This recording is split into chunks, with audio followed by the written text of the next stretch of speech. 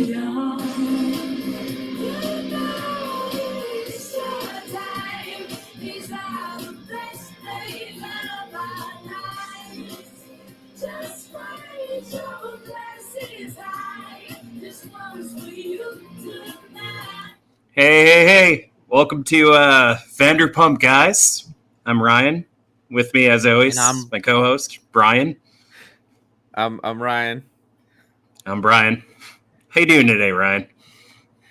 Doing great. You know, it was great to have Brian. Great to have you in Los Angeles last weekend. Oh, great to be there for the first annual Vanderpump Guys tour in LA.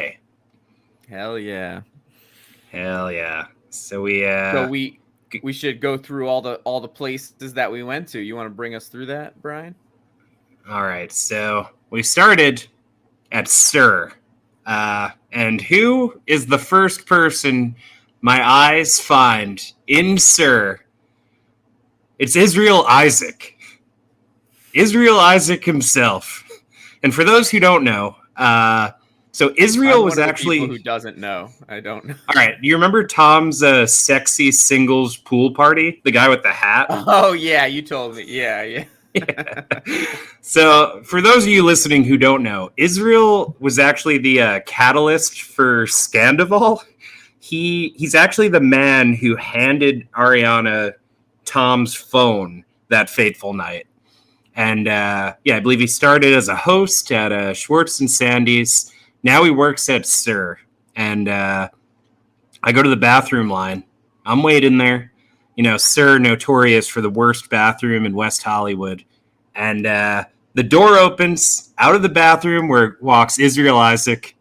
I'm like, oh, shit. Another guy, the guy in front of me, goes in. And then Israel Isaac goes, oh, shit. And I'm like, what? And he's like, I left my jacket in the bathroom. And I'm like, oh, man, that's terrible. And he's like, yeah. But, hey, I got a little piece of info for you. And Israel Isaac does the most clutch thing in the world. You know, he gets a lot of shit these days for being friends with Tom. But he shows me the secret Sir bathroom in the back room, like behind a fridge. And I don't have to wait online anymore. And for that, I will forever be an Israel Isaac fan. We also had a Guillermo sighting. Guillermo moved a heat lamp near our table. And then for the main event, saw Peter. Peter's just in the background the entire time you're in there. Peter just walks around, just working his job, running a restaurant. And the end of the meal. What do you think you think he's paid? He must be. I know managers are always hourly. Do you think I wonder what his hourly rate is. He's clearing 6 figures easy. He's got to be. You think so? Oh, wow. I think so. He's the star of Sir. When you go there, you're not going for Israel Isaac or Guillermo, as much as you love those two. You're going for Peter Madrigal. And he puts on a show. This guy's a professional. The end of my meal, ask Lawrence, our waiter, who's incredible. Haven't seen him on the show yet, but Lawrence is great. Go. I'd like to see the manager. And Peter comes over. Because he's the manager. Said, hey, Peter. Yeah, we summoned you. He's like, yeah, I know. And then we got a photo. He couldn't have been kinder. He knows, like, the perfect place with all the lighting. Take a picture. It's great. And, Bravo should pay this man. You know, Jax has that great line in episode 13. He's like, you wrote me off!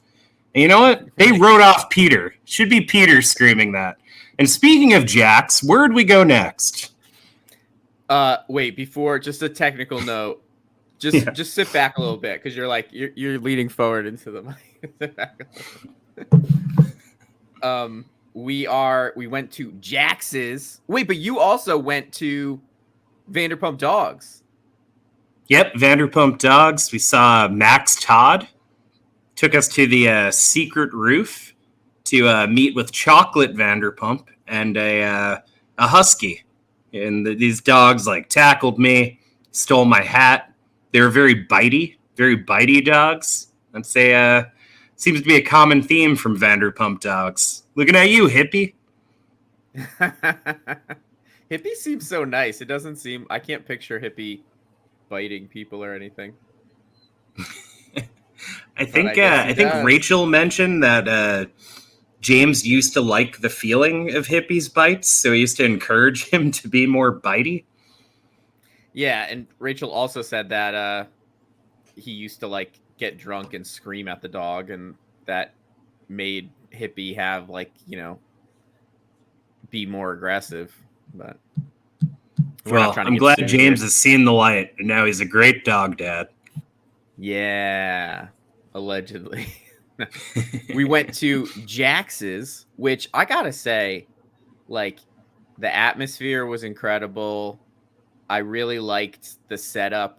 I was actually thinking of going to a sports game tonight to see the Knicks at 4:30, but they open at 5, so I couldn't go. But I'm definitely gonna go there in the future to watch sports games. We had Meemaw's beer, cheese, and pretzels. What would you? What's your rating on that? How'd you like the food? I really liked Meemaw's world famous beer cheese. I thought it was a great appetizer we had there, and I love the ambiance. We had a nice little outdoor table. I think we met a fan of our podcast out there who heard us talking. Absolutely. I think she might have sent us an email, so we'll get to that later on. End of the show. Um, But please write in vanderpumpguys@gmail.com. Any questions, concerns, notes, we're here for you.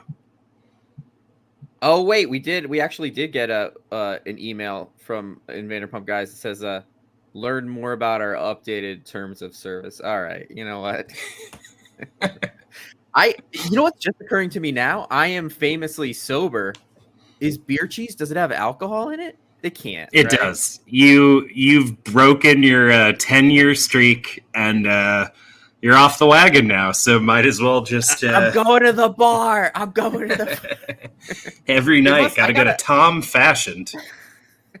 I bet it's like that thing where it's like you can cook with wine, but then I think the cooking takes the alcohol out of it, kind of thing. Well, if you haven't seen it, there's an episode where Brittany and Jax make the beer cheese on camera for the show, and there's no cooking. Basically, they fill a bucket with cheese and pour cold beer on it. No, that can't be real. Is that real? Yeah, it's Meemaw's famous recipe. No. And then we went to Schwartz and Sandy's. Or as I call it, shit show in Sandy's. It was like a cliche of how ill prepared they were. Like a nice little crowd formed.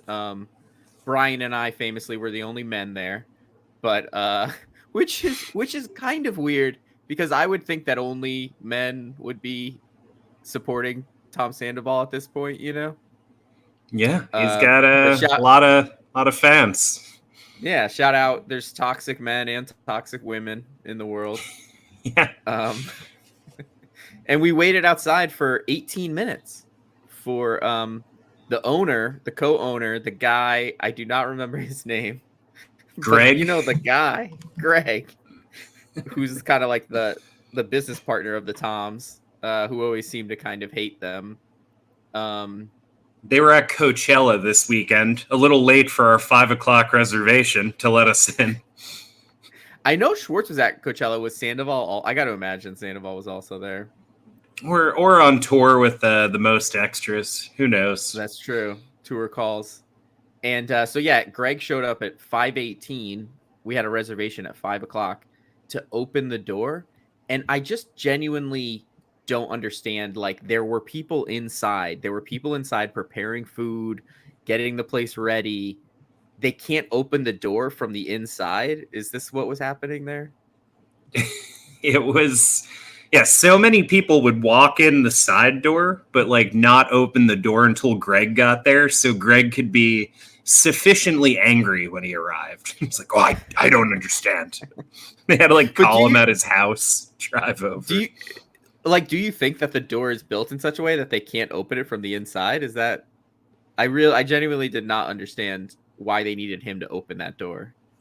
Well, I think the problem is once they get people in there, they don't want them to leave. So they're very aware of making sure the front door doesn't work. Yeah. It is always good podcasting with you because I have all these questions and then we do the podcast and then I have more questions because I don't know if you're kidding or not. But what I'm not kidding about is the food is really good at Schwartz and Sandy's. Really good.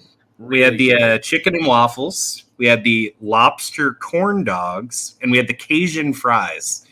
And I think of all the places we went, gotta say, Schwartz and Sandy's had the best food.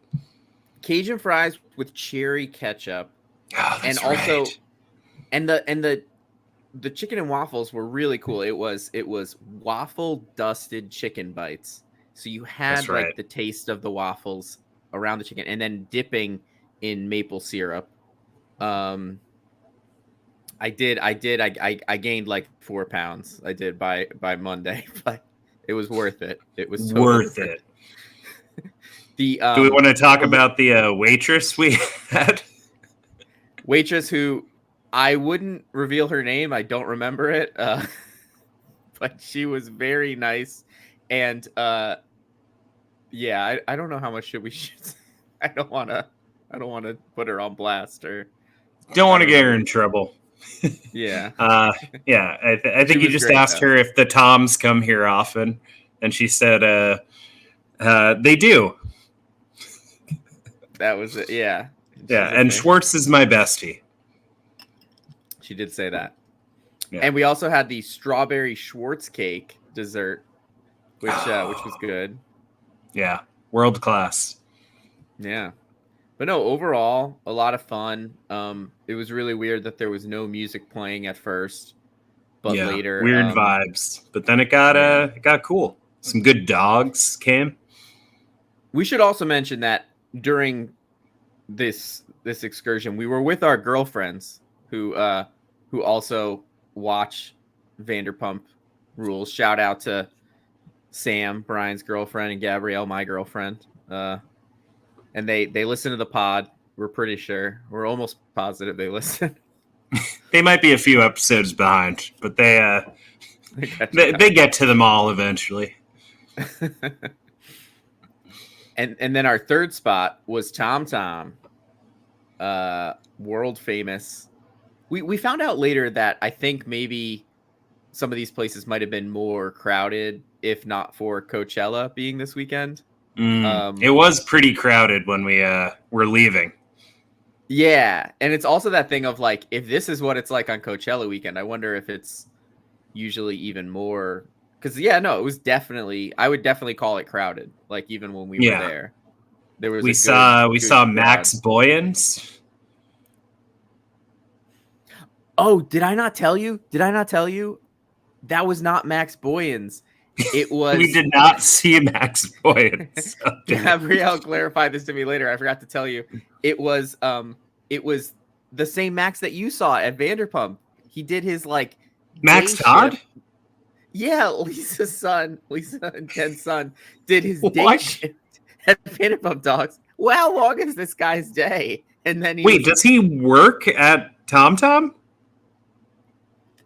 Unclear if he was like there for a shift or not, but that was the impression that I got, that he was working. Really? When you said Max, all right. I assumed it was Max Boyens too. Yeah. Wow. Well, 2 Max Boyens sightings in one day. How about that? And at TomTom, I had the spa day mocktail, which now I'm questioning everything. I got to make sure mocktails don't have alcohol in them. But oh, you didn't see the episode where they make the spa day mocktail? They just put cheese in a glass and put a cold beer on it. Oh my god!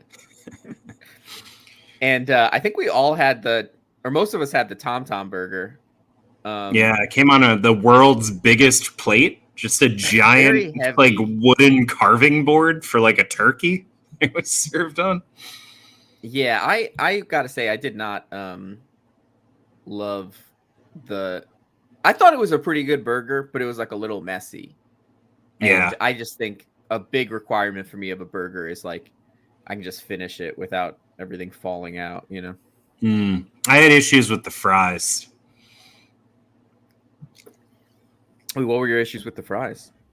I remember that time we went to Schwartz and Sandy's and we got those Cajun fries with the cherry ketchup. Yes. Yeah, that was great. But then we went to Tom Tom and we got more fries and they weren't as crispy and they just had regular ketchup. They're just like a step down. That's fair. Okay. And I think that's pretty much it. What? Oh yeah, what did you drink? Didn't you try the famous pumptini? Yeah, I got a pumptini. It was all right. Okay, nice. That's the review. How you like them apples, Tom Tom? Hey, speaking of how you like them apples, we'll be back next week to review restaurants from the valley. No, wait, we have episodes to talk about. What am I thinking? What? Episode 12, how you like them apples. Yeah, so the whole first act of this episode, they basically just talk about Rachel's podcast. I think it really cuts into Sandoval when he's like trying to self-produce that scene about his cover band. James Kennedy walks in. We get our first taste of a Tom Sandoval and the Most Extras original. What was your take on that banger we got to hear? Not a fan. I mean, it's this weird thing where everybody in Tom's band are clearly like hired guns. Like Tom's band is very much a good kind of like microcosm of him and his problems, which is that very few people like genuinely want to hang out with him. You know, like Schwartz does. But I often wonder if Schwartz would have left him by now if he didn't like own a restaurant with him. But yeah, these people, the other people in his band don't seem like they're into it. You know, they don't seem like they have a passion for the material. What do you think? I think it's hard, right? Because they're very talented musicians and they are very good at their craft. But the problem is like when you hear the lyrics of what Tom is writing about, you get this window into the psyche of Tom Sandoval, and it's fucking terrifying. Like, can I read you the lyrics of this song? Let me read you a verse. Please. Yeah. This is a reading of what's going on in Tom's head. End the dollar for Bitcoin, guys. Loaner friends should subsidize. You serve the TV. Now turn it on. Oh my God, turn the comments off. Minutes shown, but I filmed for hours.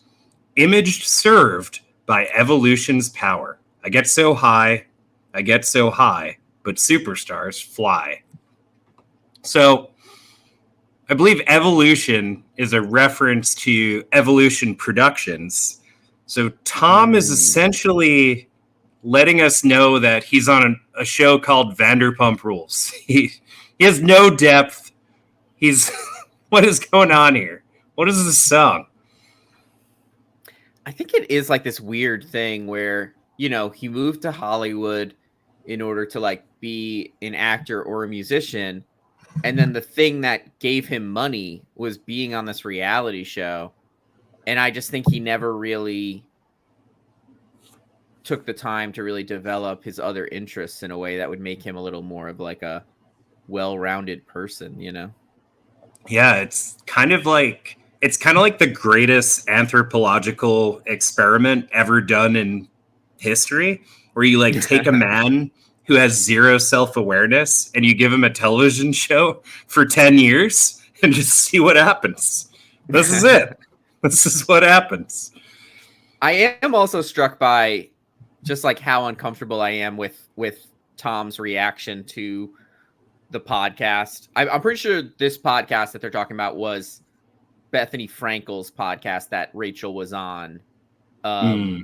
Like she did like a 3-part episode or something like that. And he just seems to be like crying, and he's like very emotional about it. And I don't know, there's just something about it where it's like not very convincing, where I'm just like, Tom, you can just stop now. You know, like you can like move on. I just don't really enjoy watching him like complain about Rachel anymore. Yeah, he shares his point of view, which is Rachel and I destroyed our lives. Isn't that reason enough to give it another shot? Like, yeah, and it's, oh, it's also like boy. there's also, I can't believe she says she never loved me. It's like I mean, just like, as it's funny because on the one hand, this is these people's lives, but we're also on episode 12 of a season that started with episode 1 of him complaining about Rachel won't talk to me. And it's like, bro, we got to move this plot forward. Like, I can't hear more about this, you know? Yeah, it's gone on a while. And it seems like this is the first stretch of episodes where Ariana's getting over this whole thing, and she's just able, you see her smiling again, and you see vintage Ariana just having fun with her friends, and whatever monster Sandoval variant we have now, we're stuck in defensive, whiny Tom Sandoval world now, and I don't know if we'll ever get old Tom back. And then Scheana records the Good as Gold music video and helps Ariana clean her house. I gotta say, I'm a big Good as Gold fan. I think it's a great song. It's great, and I like the emo cover of Good as Gold. I never get tired of hearing it, you know? Like, I feel like I've heard this song like a million times. I never get tired. It's really good. I mean, there's a reason she's made it 4 times now. It's always pleasant.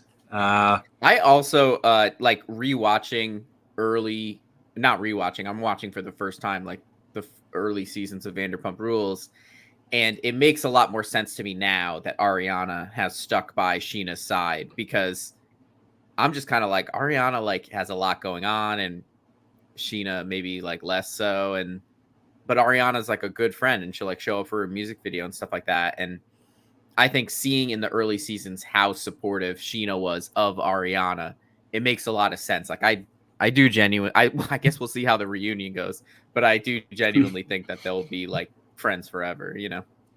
I think so. I think Scheana's a really good friend too. Like, I think it is, no, Scheana's done a lot of questionable things. No, Scheana, absolutely not. We're not doing this.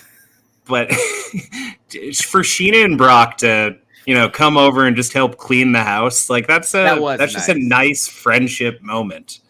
And it's also kind of a testament to how much Anne was doing at this house. Like, she leaves for 1 to 3 days and the entire house just goes to shit.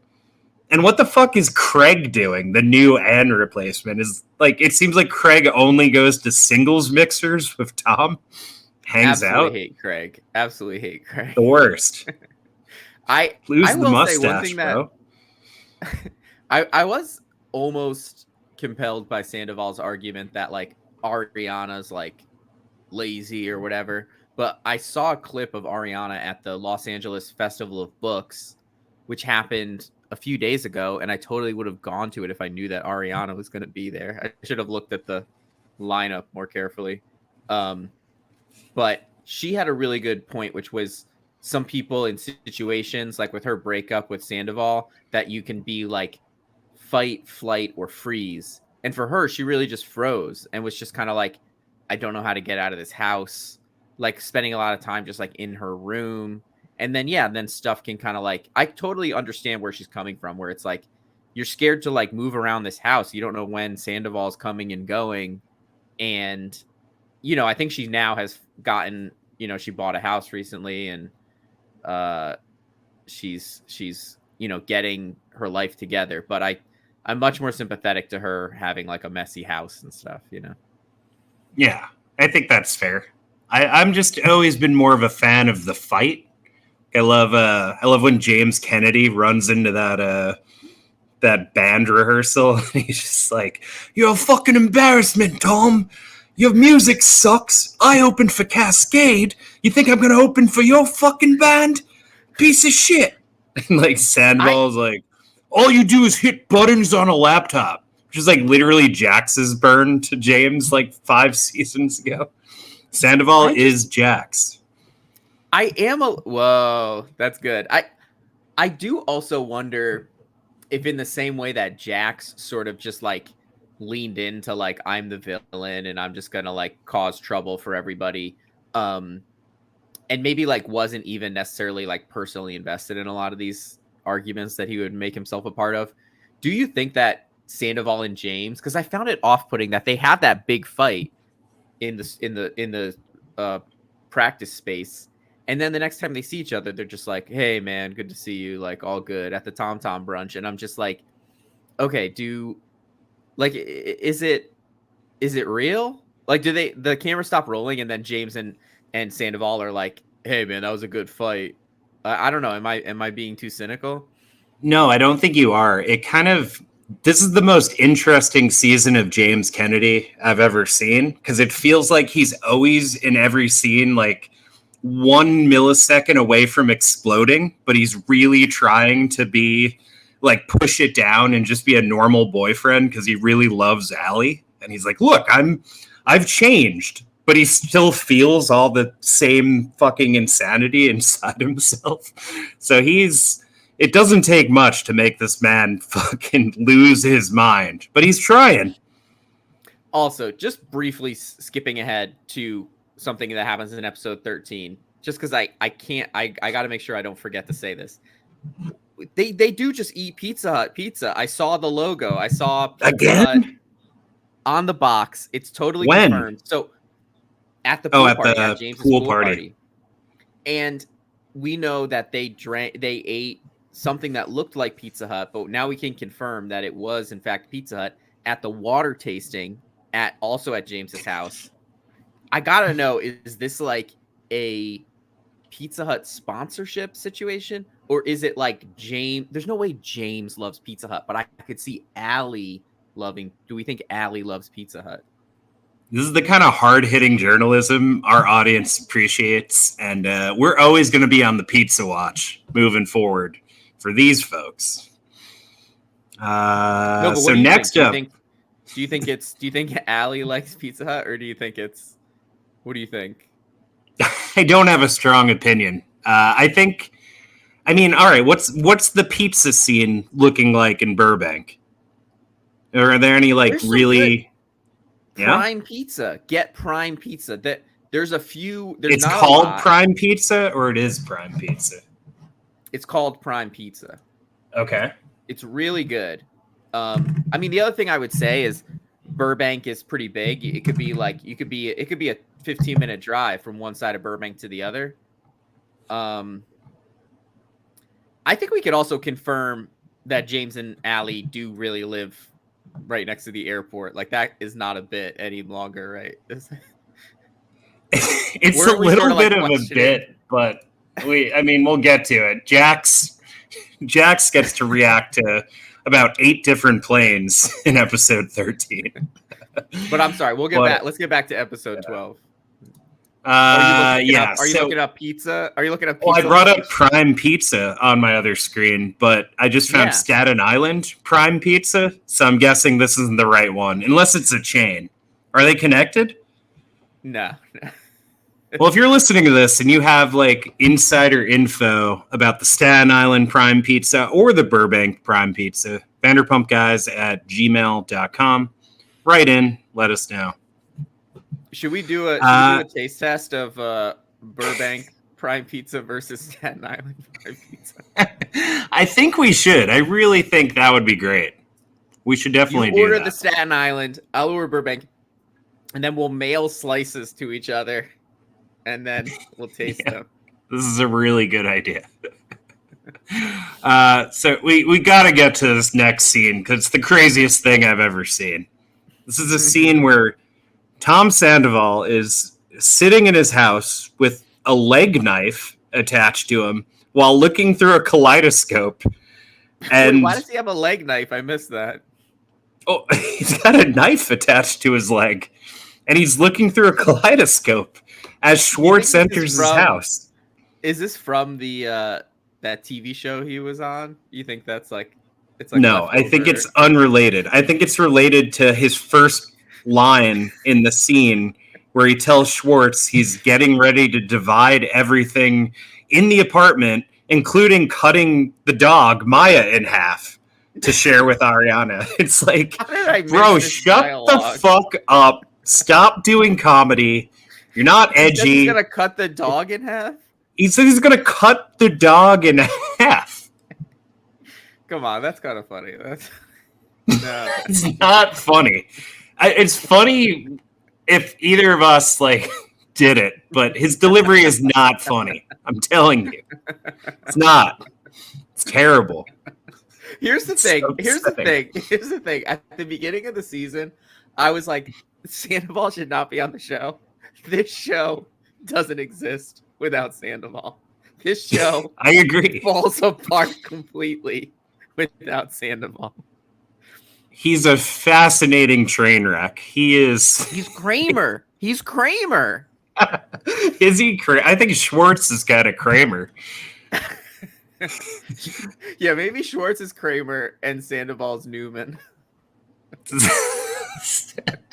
Sandoval's Sandoval's funny. the guy. Sandoval's the guy. What's that guy's name? Kenny something, who's always like, "Hey Jerry, hey." Yeah, hey, yeah, Jerry." that's Sandoval. Tries to cut in line at the soup place. Yeah. That's Sandoval. Ariana's Elaine. And Brock is Jerry Seinfeld. Oi, what's the deal with airplane food, Scheana? Should I offer Brock a job? Should I just like no. Should we get him to produce the podcast? He's looking for purpose. I don't know if we can offer him the purpose he's looking for in his life, but Hey, fellas, you're peeking a little on the mic there.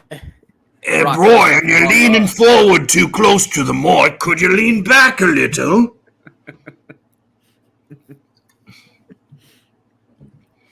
So yeah, Tom and Tom, they Kaleidoscope. roommates? Good idea. What do you think?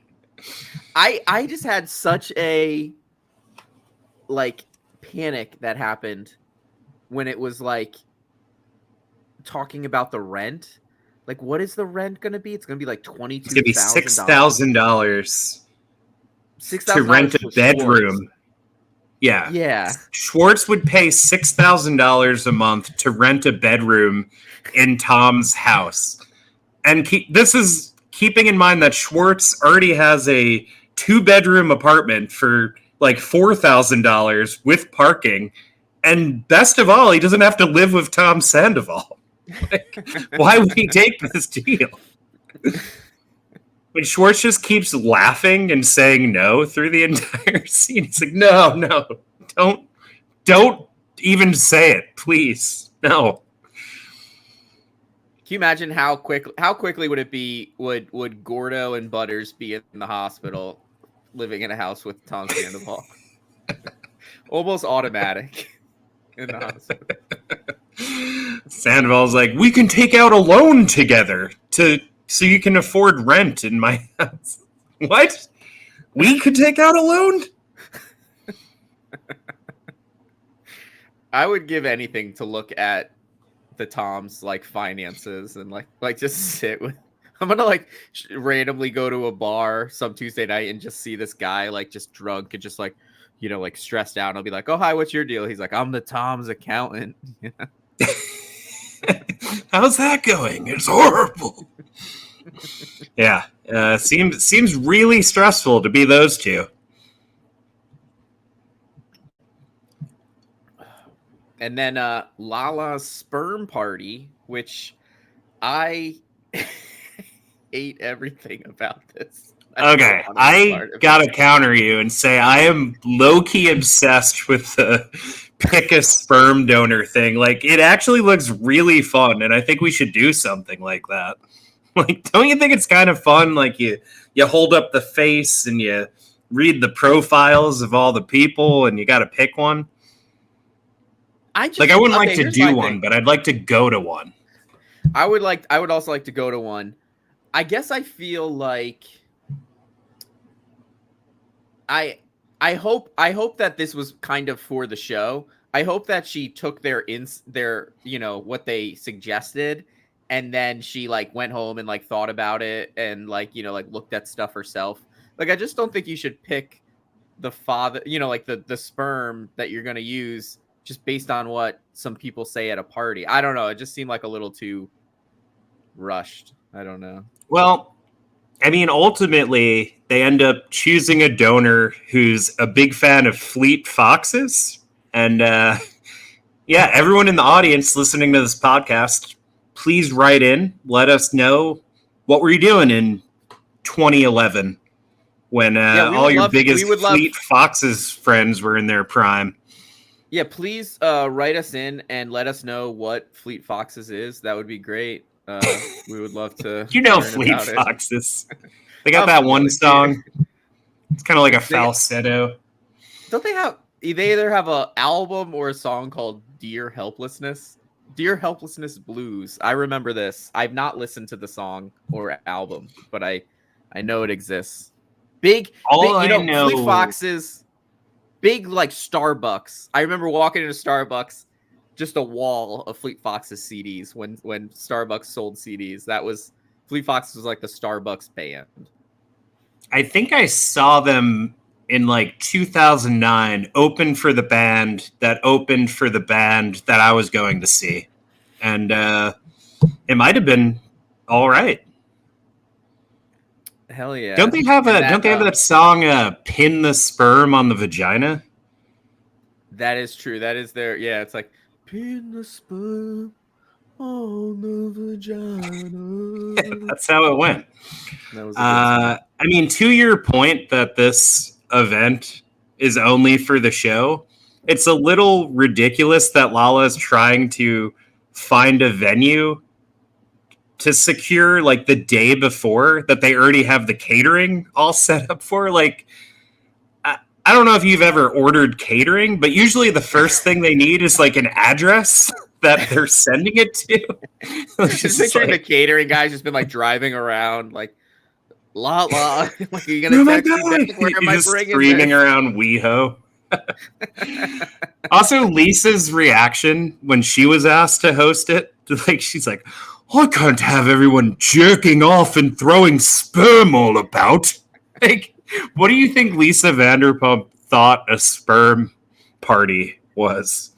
I'm very careful about what I say about Lisa Vanderpump because I'm terrified of like I just want her to love me, but I do feel like she's her role on the show has been reduced to like somebody walking up to her and being like, "Oh hey Lisa, I had a question." She's like, "Oh bloody hell, what's this all about?" And it's like, Lisa, we know that you know what they're gonna ask. Like there's no.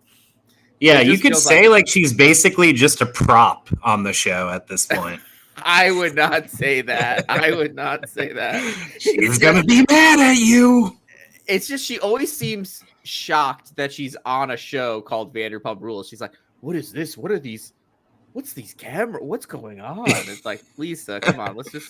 You're hosting Lala's sperm party. There's no world in which you're not hosting Lala's sperm party. Like this is happening. So then we get to the main event, Tom Brunch. And it starts, it's like Lisa and Schwartz are talking about Tom and how he's real upset about the podcast. He's an hour late because that's his thing. He's on Sandoval time. He's always late all the time. It stresses me out. And he walks in with like a single half blender of like strawberries. And he's like, "Yeah, I blended these strawberries."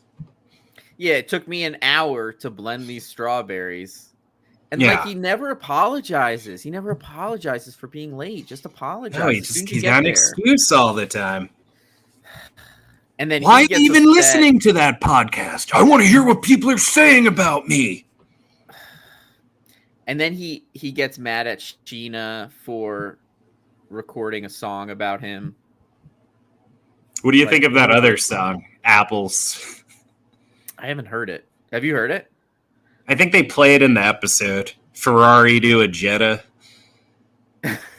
Yeah, it's like it's a good diss of Raquel, you know. You like Scheana music. You may hate Scheana, but you like her music. I don't hate Scheana. I'll just leave it there. You want to finish that thought? I just have a hard time with some of the things that she does. I think she causes a lot of trouble, and yeah, I just think she maybe should stop doing a lot of the stuff she's doing. Well, I think that's fair. No disagreements here. Oh yeah, and then also James and Allie have a conversation about parenthood and marriage. Allie's like, I don't have a Pinterest with rings picked out, and I don't plan on being a mother.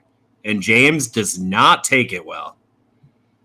Yeah, Allie dumping James is that's imminent. That's happening. Although I would say her new single dropped, and it was the music video was directed by her and James, so I guess the relationship seems to be going strong from that. Did you watch the whole thing, the whole music video? I watched pretty much the whole thing. I thought it was really good. I'm sorry, you watched pretty much the whole thing? Gun to my head, did I finish it? I don't know. I genuinely don't remember. You don't know? What do you mean you don't know? I watched a lot of it. Watched a lot of it. Did you watch the whole thing? I did, and I loved it. Hashtag Team Allie. The way you can lie to my face, it's absolutely cold-blooded.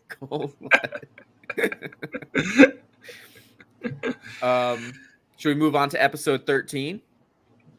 How could we not move on to an episode with as great a title as Jack's Attack?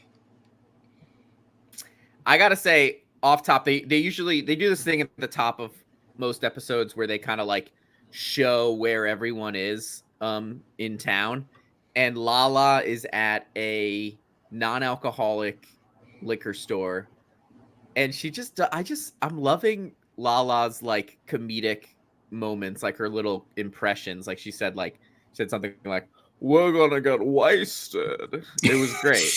Her voices are incredible. Later on, she does a Sandoval impression. She's like, and it's the most insane impression you've ever heard on the show. She's like, I got a bright idea, man. How about when we get Ariana out, you just take over? Whoa! Crazy. Reboot Dumb and Dumber with Lala and Scheana. Reboot Vanderpump Rules, but Lala plays everyone.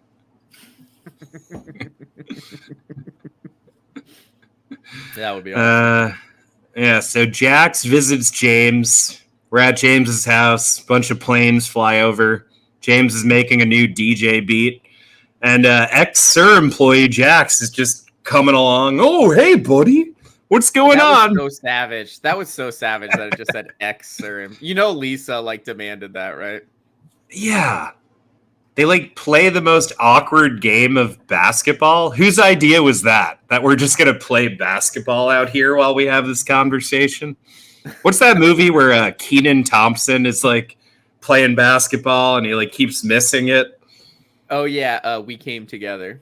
We Came Together. It's literally that scene. Yeah. And then, so Jax is sort of saying that they're doing this Sir brunch, and James wants Jax to, like, be nice to Lisa. Right? That's pretty much the whole scene. Pretty much, yeah. And he's like, oh, is my best friend Katie going to be there? She just hates me because she can't have me. It's like, bro, I don't think that's the case. Like, if we learned one thing about Katie this season, it's that her biggest turnoff is, like, people not knowing shit. Like the guy from the 27s who didn't know the pasta. Tori not knowing that Bob Ross and cameras existed at the same I didn't realize time. that was a guy. That was a History. guy. She went on a date with a guy from the 27s. Yeah, that That's first great. date we see earlier. So like Jax is the king of a guy not knowing shit. That would not be not a good date. I mean, Jax's evolution or de-evolution is like, he's like a young guy who like, yeah, whatever, like women like me, it's cool, it's all good. And then he gets like a little bit older and he's like just still using women. And now it's the point where he's being held accountable and he just can't deal with it. He'll just like yell at Katie and it's just, I don't know. I really don't like Jax anymore. He's what is there to say about Jax that hasn't been said? he's got a checkered past, that old Jax. That being said, I am happy to see him back on the show. We got Brittany back, we got Jax back, just like old times. And then Brock and Scheana go out for their anniversary. They go to dinner and just they say no phones. And we know what happens when there's no phones at the table. Everybody just cries. They just start weeping uncontrollably. This is the first time we saw Brock cry in the show. I think it is. Not an image that I enjoy. I keep it together, Brock. Keep it classy. Come on. It's also like funny to watch like Brock cry while having the most insane drink that's ever been ordered. Like he ordered a gin and juice, I believe, and it was delivered with a boombox playing Snoop Dogg's Gin and Juice, and there was like a lollipop in it. How did I miss that? You have your phone out or under the table? That's insane. Scheana ordered an espresso martini, which is fun because she's doing the new Chili's promo for espresso martinis. Oh, right. Foreshadowing. And we learn Brock was almost in the NFL. I know. I was very surprised by that. I need more information about what position, what teams he worked with. How close do you think he was? Do you think he was like on a practice squad? Do you think he went to an audition and it didn't go well? Do you think Brock has... First of all, does Aaron Rodgers actually have a podcast, or is he just always on the Pat McAfee podcast? He used to always be on the Pat McAfee show, but I think he's not going to be on there anymore after a controversial recent appearance. He's been he's not going to be on it for the rest of the season. I remember seeing, but I don't know. I'm just picturing like Brock as a guest on Aaron Rodgers' podcast. That would be cool. That would be a cool thing. Yeah. I would like to see that. Oh, Aaron, me and the farmer's daughter used to always drink milk directly from the cow. There is just something really funny about a guy on a reality show in West Hollywood. Like, yeah, I always thought I was going to be a dairy farmer. It's like, cool. Like, I just don't even know what to say to that. I'm just like, yeah. All right, bro. Like, happy for you. Glad to hear it. And Brock is talking about how he doesn't really work. And, I think Sheena's response is actually pretty appropriate, where it's like, and my big thing is like, if Brock doesn't work, why do they need a nanny? Like, straight up. Like, why isn't Brock just raising their child? Because childcare costs a lot of money. Childcare could cost like $30,000 a year or whatever. Probably a lot more if you're living in Hollywood. And yeah, but like, Scheana got that Chili's money now. But I mean, why doesn't Brock, like, if he's so concerned about like pulling his weight, why isn't he just helping with Summer Moon more instead of I think it's more than just him wanting to be the breadwinner. I think he doesn't want the child to define who he is as a human. Like, I think he's looking to figure out what his role is, what his purpose is, what he can offer. I think he's trying to break into show business. He wants to act. He wants to produce. And he can't really go on auditions. He can't really meet to have his own show, the Brock Show, unless they can get some childcare. The Broadcast. He does have his podcast, but he does that from home. while Wait, Summer's does in he the really other have a room. podcast? Yeah, the Brockcast with Brock and Ock. Oh, right. We played clips of it on the show before. That's true.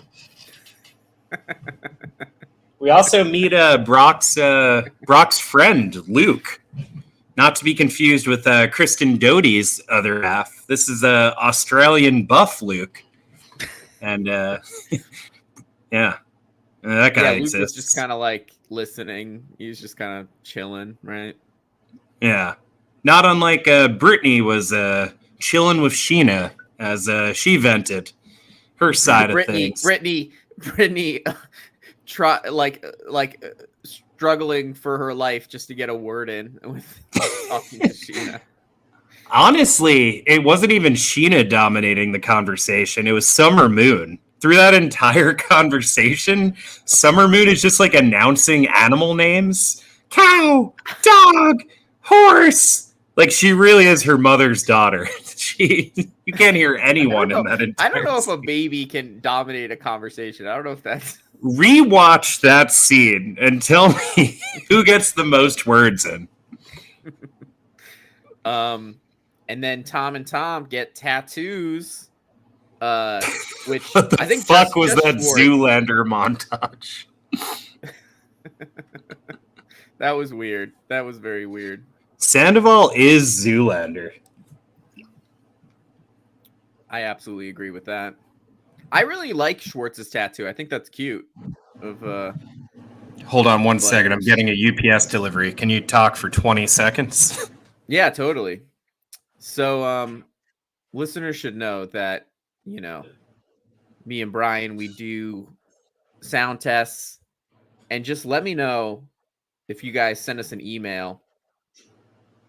We can let you know if let us know if everything sounded okay.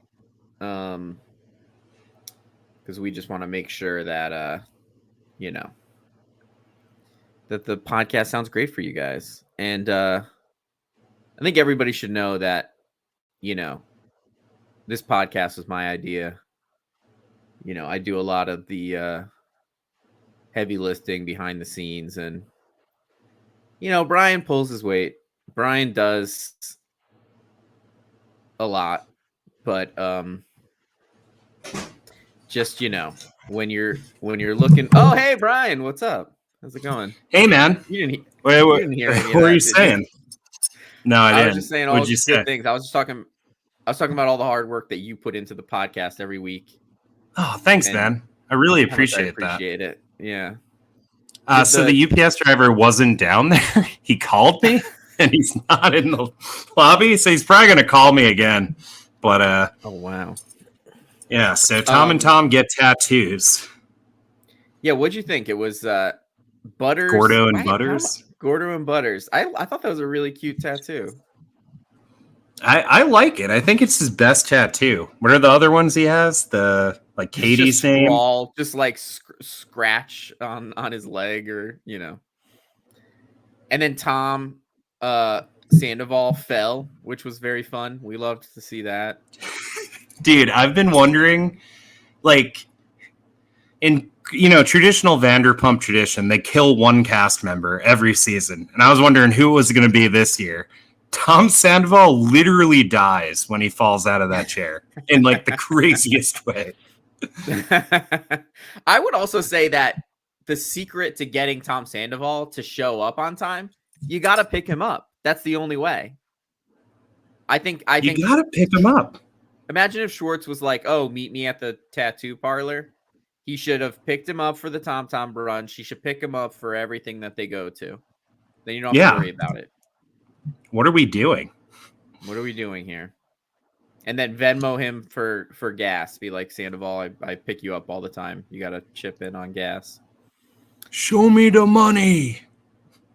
And then Jax confronts Lisa at Sir. You wrote me off.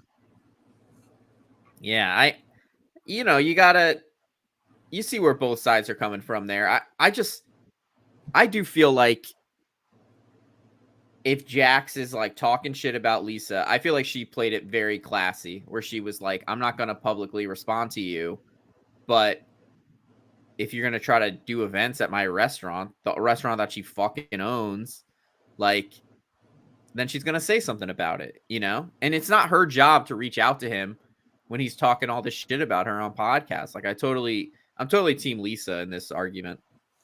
Yeah, I think Lisa's at her best when someone doesn't cower down to her. Like, she really needs someone to play off of who's like a dick to her. And like the only people to really stand up to Lisa, Stassi, Kristen, James occasionally, they're pretty much all off the show. So it's great to have Jax there just being like aggressively wrong. So she can just be like, what are you doing? Stop it. Do you think that Lisa was behind like Kristen and Stassi and Jax being off the show? Do you think that was Lisa? I don't know. The Kristen thing, I think, wasn't that like a racist comment she made on a podcast or something? I think Kristen and Stassi called the cops on Faith for something she didn't do. And that's why they got kicked off. Yeah. I don't know why Jax got kicked off. Yeah, he got fired, I believe, for I think he kept calling it his show. Like, this is my show. You need me. That might have been Jax being removed from the show, might have been Lisa. That might have been Lisa. Do you think Jax knows the word superfluous? It's possible. I don't know. And then at James's pool party, this is where I feel like things are finally, boiling over. Like I did. Can I ask you an LA question real quick? Yeah. All right. So they have this brunch thing in the morning till like 3 at Sir, right? In West Hollywood. And James lives in Burbank. How bad is that drive on like a Saturday at 3:00? It's a nightmare. It probably took them like 45 fucking minutes. FedEx guy.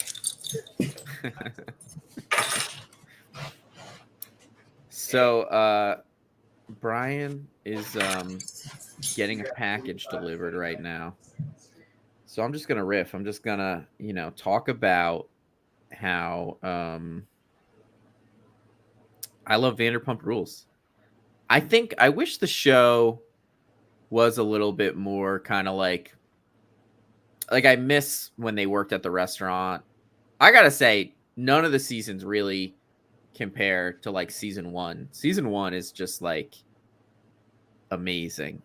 Then I feel like it's kind of like a sled down after that. But who knows? In my rewatch right now, or sorry, I'm going back and watching the early seasons I haven't seen. I think I'm on season 4 and enjoying it. Oh God, I'm so sorry. Oh no, it's totally fine. He was at the wrong apartment. I will say this about Queens. I'll say this about Queens. It's a little weird. It's all like 45-39, like the way you guys do numbering and stuff. And to compound that, it's always like 45th Avenue, 45th Street, 45th Boulevard, and they'll all be on top of each other. The trains are going. They're so loud. That coffee bean's gone, right? Didn't you say it's gone? Coffee bean's gone. Our old stomping ground. What did they put there? Is it just a vape shop? I got to imagine. They put a sushi place that's supposed to be very good, and they actually fly in the sushi from Japan, I'm told. Oh wow! I hope it's like the plane is shaped like a sushi. Yeah. It's made the plane is shaped like rice, and the fish is inside. And then the clouds are just like licking it as it goes by. Yeah. So yeah, I listen. Call me cynical, but I just wouldn't be surprised if the pool party actually took place on a different day. I know that they really. I was gonna say this is a long shoot day. If they're fucking doing the brunch, like what is their call time for this brunch? Although I will say, isn't by the end of it, though, it's dark. So maybe that would make sense because I feel like it does work out that way. But no, I think it could be like they might have said 2-hour break and then they picked it back up at James's at like 5 o'clock. And then by 8 o'clock, it's dark, something like that. Right. Yeah. I feel like a pool party is not the type of party you can spring on people. Like no one's going to have their swimsuit. Well, except Brock. Brock was the only one in the pool, just in there in his like Speedo. Sandoval gets invited. There is something that's become like very sad and dark about Vanderpump Rules, where it's like when everybody's just young and getting drunk and screaming at each other about sleeping with each other, that's kind of fine. But now they're all adults, and it's like Jax is yelling at Katie because Katie is exposing Jax for cheating on his wife, who he has a child with. Like, it's so serious now, and then like Brock is yelling at Scheana because Scheana wants to be there to put her daughter to bed. And then Sandoval is bringing up Scheana, cheating on, sleeping with a married man who she claims she didn't know was married. I don't know. I'm not chiming in that way. Like, I really hated Sandoval in that moment, like to bring something like that up. Like, it's just all the drama feels like it has these incredible stakes to it. And it's in a way where I'm like, this should not be on television, Yeah, it feels so personal. I love it though. Like it's so modern. It's so relatable. Like we're watching the cast grow up with us. I agree with you, Sandoval. It's really hard to watch. He's always got the craziest comparisons. Yeah, the thing with Sheena's situation. The thing he says, like, it would be like if Kyle Chan stepped on my foot and I lit his house on fire. It's like, what? It's not anything like that. Take Kyle Chan's name out of your mouth, Sandoval. I was so glad that Ariana and Schwartz are talking again. That was very sweet. Yeah, that was really nice to see. Although Schwartz has a weird energy to him in that scene where he's like, "Oh, you heard about the Sandoval thing?" Oh yeah, because Schwartz told Jax, said, "Don't tell anyone." 4 minutes later, Jax tells Ariana. Like as soon as he hears the news, he's like, "Guess what? They're gonna move in together." Then Schwartz tells Ariana, "Oh, I'm not gonna do it. It's like the craziest offer. You'd be mad at me, right?" She's like, "I wouldn't be mad at you." He's like, "Oh, you wouldn't? Oh, interesting. Maybe I will move in with Tom." There's no way he's moving it. There's no way. It would be quite a sitcom.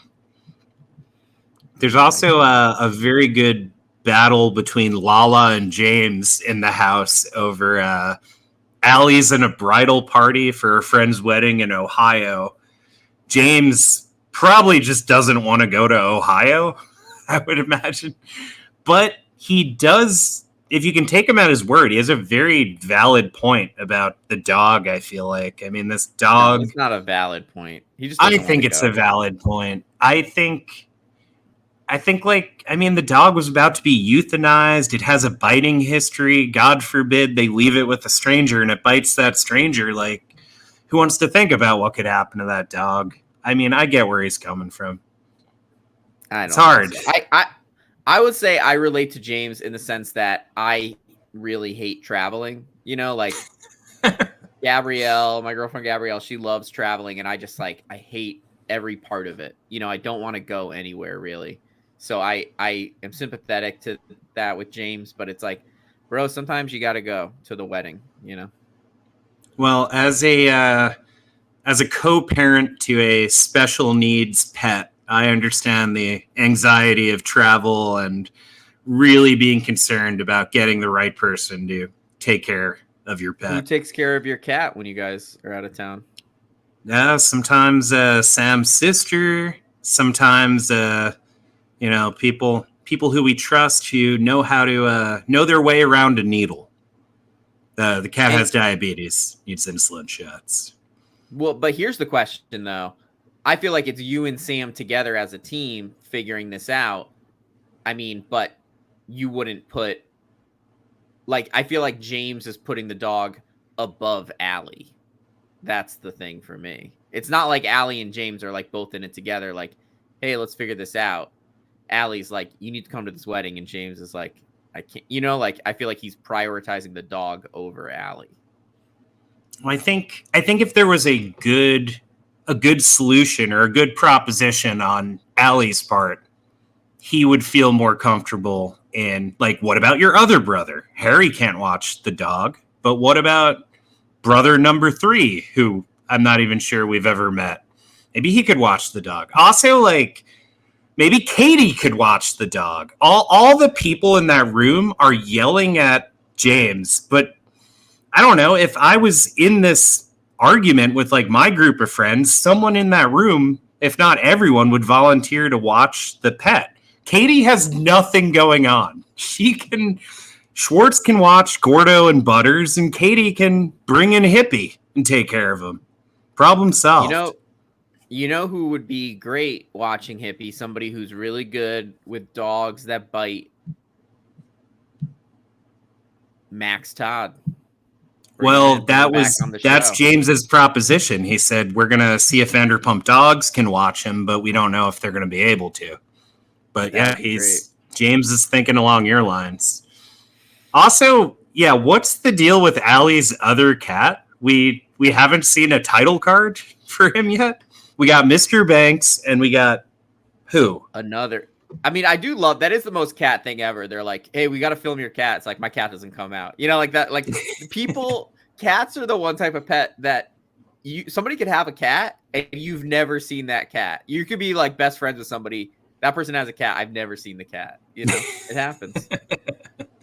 I heard a rumor that Bravo couldn't afford to pay both cats this season, so only Mr. Banks made the cut.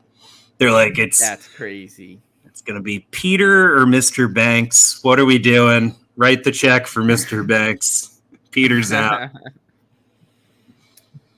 All right, man. Well, another great episode in the books. The best. All right, bro. Did someone give me the best? All right. Well, catch you later. See you later. And thanks for listening, everyone. This has been Vanderpump, guys.